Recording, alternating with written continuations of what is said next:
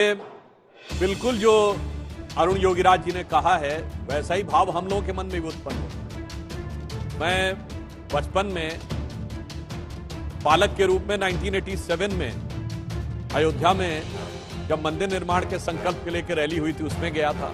9 नवंबर 1989 को जब शिलान्यास हुआ, शिला पूजन हुआ, तो उस समय एक बालक के रूप में, छात्र के रूप में छात्रावास में, कुछ छात्रावासों में पूजा कराने का दायित्व मिला। तब हम लोगों को लगता था कि ये होगा, परंतु हमारे जीवन में हो पाएगा या नहीं, इसको लेकर मन में एक स्वप्न सा लगता था। परंतु आज मैं कह सकता हूं कि अक्षर सभी पलट गए भारत के भाल के, साकार हुआ स्वप्न हर बला को टाल। तो आज वो स्थिति देखने को मिली।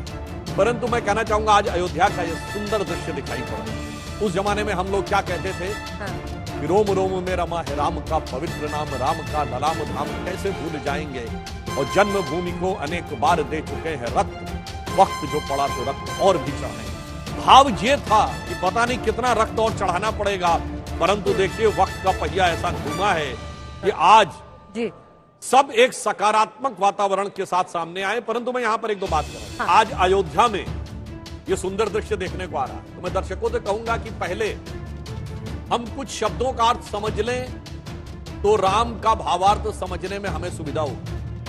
देखिए हमारा देश है भारत, भारत का अर्थ होता भा अर्थात ज्ञान का प्रकाश, रथ का अर्थ होता इसमें सदैव लगा हुआ। और वहां राम के राज्य का क्या नाम है? अवध, यानी पहले ज्ञान की खोज में लगी है, तो फिर उस राज्य का नाम, राम के राज्य का नाम क्या? अवध, यानी मन को उस स्थिति में ले जाइए जहां किसी का वध नहीं, किसी के प्रति कोई हिंसा नहीं। फिर अवध की राजधानी क्या होगी? अयोध्या, यानी मन को उस बिंदु पर ले जाके केंद्रित करिए जहां कोई युद्ध नहीं, कोई द्वंद्व नहीं, कोई कॉन्फ्लिक्ट नहीं। और जब उस स्थिति में जाके केंद्रित करेंगे तो अयोध्या का राजा कौन होगा? दशरथ, अर्थात दशों इंद्रियों को रखेंगे तब वो हमें शक्ति प्राप्त होगी।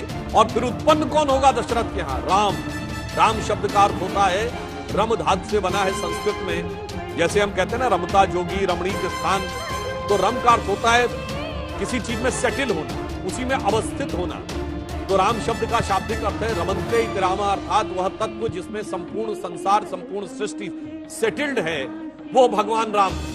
तो आप यूं समझ लीजिए कि भारत से लेके अवध, अवध से लेके अयोध्या, अयोध्या से लेके दशरथ, और दशरथ से लेके राम तक का जो अर्थ है वो अपने आप में गहरे आध्यात्मिक और स्पिरिचुअल कोनोटेशन का प्रतीक। और यहाँ एक और बात समझ ले, कोई ये ना समझे कि ये प्रतीक है तो ये कोई कहानी है, नहीं, ये भगवान है। जब वो रूप धारण करते हैं संसार में तो वो लीला करते हैं, इसीलिए रामलीला कही गई। यानी कुछ कुछ वैसा जैसे आप नर्सरी केजी के बच्चे को समझाते हैं तो आप मुंह पे मास्क भी लगाते हैं, कहीं पर पपेट भी बनाते हैं, कहीं उसको कुछ दूसरे चित्र दिखाते हैं। इसका अर्थ नहीं कि आप नहीं है, वो चित्र सब कुछ है, नहीं साहब, वो प्रतीक में समझाया। वैसे ही भगवान ने हमको यह प्रतीक में समझाने का प्रयास किया है और हमें यह समझना चाहिए। इसको आप ऐसे समझिए, आप सब ने वो मधुर भजन सुना होगा, भय प्रकट कृपाला दीन दयाला कौशल्या हितकारी। परंतु उसी भजन की एक पंक्ति है जिसमें गहरा आध्यात्मिक अर्थ है, जिसमें वो कहते हैं ब्रह्मांड निकाया निर्मित माया रोम रोम प्रतिवेद कहे, अर्थात जिनके रोम रोम से अगणित ब्रह्मांड उत्पन्न होते हैं, माया उत्पन्न होती है। तो कौशल्या जी कह रही सो मम उर्वासी यह उपहासी, यानी वो मेरे गर्भ में आके प्रवेश कर गए। लोगों को ये बात उपहास की लगती है, सुनत धीर मत थिर न रहे।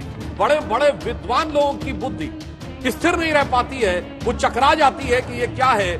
इसलिए मैंने कहा कि अगणित ब्रह्मांड जिनसे उत्पन्न होते हैं। और यहां पर फिर मैं एक और बात कह दूं, मात्र 100 साल पहले मजाक उड़ाया जाता था इस बात का, ये क्या कहानी कल्पना है कि अगणित ब्रह्मांड रोम रोम से उत्पन्न होते हैं, क्योंकि तब तक तो एक्सपेंडिंग यूनिवर्स की थ्योरी भी नहीं आई थी जो एडविन हबल ने 1920 में दी। अब एक्सपेंडिंग यूनिवर्स के बाद जो अभी जेम्स वेब टेलीस्कोप ने फोटोएं ली है, उसमें कई गैलेक्सीज की एज अभी एस्टिमेटेड एज ऑफ यूनिवर्स से ज्यादा है।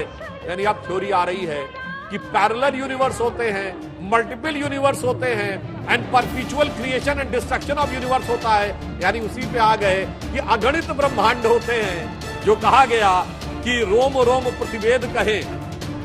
और ये एक बार नहीं कहा गया है, जब रावण के दरबार में हनुमान जी पहुंचते हैं और वो पूछता है कि भाई तुम किसके दूत हो बताओ, तो वो भी कहते हैं कि सुन रावण ब्रह्मांड निकाया, पाए जासु बल विरचत माया। जिसके मतलब बल से संपूर्ण ब्रह्मांड का निर्माण होता है, जाके बल लवलेश थे, जिसके बल के लेश मात्र से जीते हुए चराचर धार, जिसके संपूर्ण चराचर को जीत कर तुम यहां बैठे हुए हो। तासु जार मैं हरि हरि आयो प्रियनार, तासु दूत में जा करी हरि आयो प्रियनार। जिनकी प्रिय नारी का तुमने हरण कर लिया, मैं उसका दूत हूं। मतलब एक नहीं अनेक बार ये कहा गया, इसलिए मैं कह रहा हूं गौर से सुनिए, समझिए तो कि राम क्या है। बुद्धि भी बदलेगी, मन भी बदलेगा, जीवन भी बदलेगा। जिसे तुलसीदास जी ने कहा है, जैसे जमीन के ऊपर बहुत सारे पक्षी बैठे हो तो जमीन नहीं दिखती, आपको केवल पक्षी पक्षी दिखते हैं। आप कोई व्यक्ति आके ताली बजा दे तो सारे पक्षी उड़ जाते हैं और जमीन नीचे दिखने लगती है, धरती। तो वो कहते हैं संशय रूपी पक्षी हमारे मन की धरती पर बैठे हुए होते हैं। और राम कथा वो सुंदर ताली है जिसके बजते ही वो पक्षी उड़ जाते हैं। जिसे कहा गया है उस चौपाई में, राम कथा सुंदर करकारी, संशय विहग उड़ावन हाय। तो सारे संशय हट जाएंगे और बहुत स्पष्ट दिखने लगेगा। और मैं यह भी कहना चाहूंगा, देखिए एक दौर था, पक्षी से बात आई, परिंदा पर नहीं मार पाएगा। आज सैकड़ों जहाज अयोध्या में कतार लगाकर अवतरित हो रहे हैं। इसे भी आप प्रभु की लीला करिए और इसको भी आप समझिए कि ईश्वर ने किस प्रकार से परिवर्तन का चक्र घूमा है। और अगर जो लोग समझना चाहें तो मैं कहना चाहूंगा, इस मुकाम तक आने के लिए 500 वर्ष में लाखों लोगों ने बलिदान दिया। मतलब देवी दीन पांडे जी से लेकर, जिनके बारे में कहा जाता पहला संघर्ष बाबर के समय में हुआ, बाबा फकीर सिंह खालसा जिन्होंने नवंबर 1858 में जिनके खिलाफ पहली एफआईआर हुई, जो निहंग थे, वहां से लेकर कोठारी बंधुओं सहित सैकड़ों कार सेवक जिनके की जीवन आहूत हो गए। इन सब के बाद जाके आज यह दृश्य मिला है। और मैं कह सकता हूं कि प्रधानमंत्री श्री मोदी जी को शायद नियति ने निमित्त के रूप में चुना है। जैसे भगवान कृष्ण गीता में कहते हैं ना अर्जुन को, निमित्त मात्रम भव सभ्य साची। दोस्तों आप लोग वीडियो को राष्ट्रहित के लिए लाइक और फॉलो करें।